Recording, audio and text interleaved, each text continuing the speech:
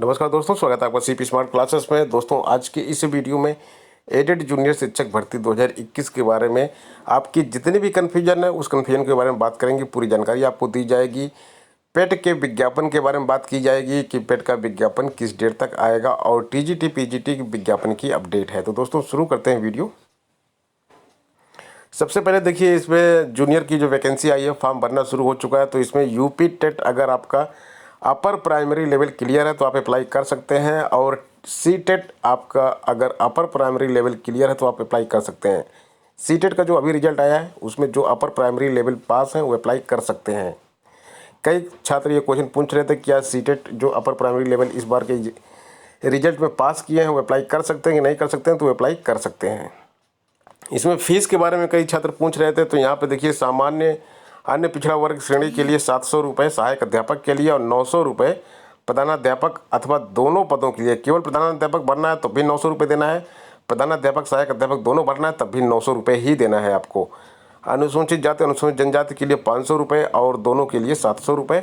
इसी तरह से विकलांग श्रेणी के लिए 300 रुपये और 400 रुपये दिया गया है। और यहाँ पे आगे लिखा हुआ कि जो अभ्यर्थी दोनों पदों सहायक अध्यापक प्रधानाध्यापक हेतु परीक्षा देना चाहते हैं उन्हें एक ही ऑनलाइन आवेदन में दोनों पदों के चयन की सुविधा उपलब्ध होगी, परंतु अभ्यर्थी को उक्त निर्धारित शुल्क के अनुसार आवेदन शुल्क जमा करना होगा। तो आवेदन शुल्क जमा करते समय बहुत ध्यान से आपको जमा करना है। अगर आप दोनों पदों के लिए जमा कर रहे हैं, वो शुल्क जमा कर रहे हैं, तो ये शुल्क जमा करना होगा। सिंगल पद के लिए ये वाला।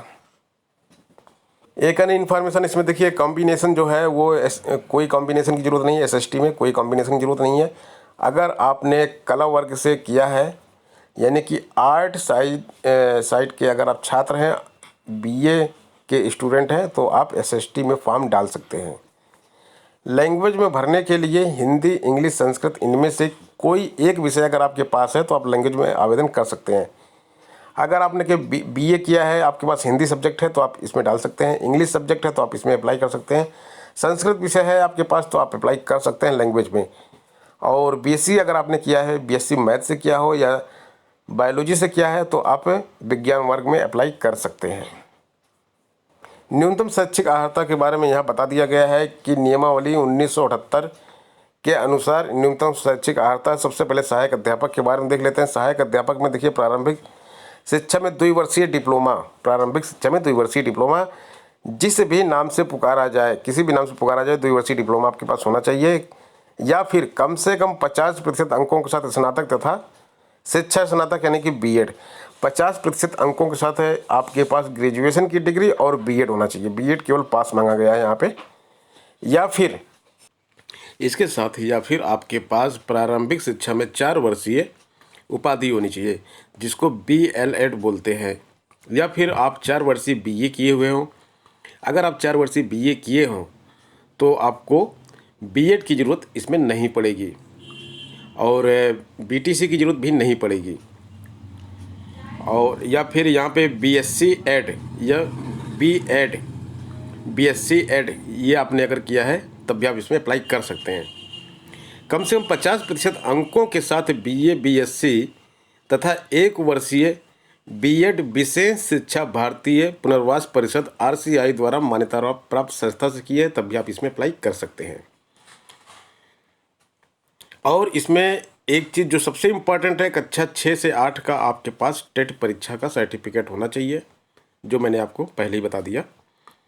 प्रधानाध्यापक के लिए प्रारंभिक परीक्षा में 2 वर्षीय डिप्लोमा, जो कि बिल्कुल सेम है, ये भी सेम क्वालिफिकेशन है और ये भी सेम क्वालिफिकेशन है। इसके बाद प्रारंभिक शिक्षा में 4 वर्षीय उपाधि, ये भी सेम है। यहाँ पे जो अंतर आता है वो ये आता है कि आप भारत सरकार के साथ उच्च प्राथमिक टेट परीक्षा पास होनी चाहिए। और यहाँ पे और शब्द लिखा हुआ है, बेसिक शिक्षा परिषद की मान्यता प्राप्त जूनियर हाई स्कूल अथवा उच्च बेसिक स्कूल में 5 वर्षीय अध्यापन का अनुभव आपके पास होना चाहिए। इसको आप यहाँ से देख सकते हैं। जब आप फॉर्म भरेंगे तो ये आपके पास सारे, इसमें से कोई एक आपको टिक करना पड़ेगा कि आपके पास क्या क्वालिफिकेशन है। उम्मीद करते हैं कि आपकी कन्फ्यूजन दूर हो गई होगी। अब बात करते हैं पीईटी के आवेदन की। तो पीईटी का जो विज्ञापन है वो मार्च के अंतिम सप्ताह तक जारी कर दिया जाएगा और इसकी जो परीक्षा है वो जून में होगी। ऐसी न्यूज़ मिल रही है कि पीईटी का विज्ञापन मार्च के लास्ट तक जारी कर दिया जाएगा। और इसके बाद टीजीटी पीजीटी के विज्ञापन की बात करते हैं। टीजीटी पीजीटी का विज्ञापन तो आ जाना चाहिए था, काफ़ी विलम्ब हो रहा है। तदर्थ शिक्षकों का जो मामला है वो बहुत जल्दी सॉर्ट आउट हो जाएगा, क्योंकि सरकार इसमें बहुत ज़्यादा दबाव में है। और छात्र भी, अभी आपको मालूम है कि पत्थर गिरजा घर पे उन्होंने प्रदर्शन किया था, जहां से कई छात्रों के ऊपर एफआईआर की गई थी और उनको अरेस्ट भी किया गया था। बाद में उनको नैनी जेल से छोड़ा गया। उसके बाद छात्र लगातार मीटिंग कर रहे हैं और एक और बड़े धरने की ओर छात्र बढ़ रहे हैं, तैयारी कर रहे हैं बड़े धरने की। आपको एक लेटर दिखाते हैं जिस पे अनुमति मांगी गई है उस धरने की। तो इन सब प्रेशर के साथ टीजीटी पीजीटी का विज्ञापन कब तक आएगा, इसके बारे में आगे बात करते हैं। ये देखिए युवा मंच का ये पत्र है, जिलाधिकारी प्रयागराज को लिखा गया है। रोजगार के मुद्दे पर बेमियादी धरने की अनुमति के संबंध में।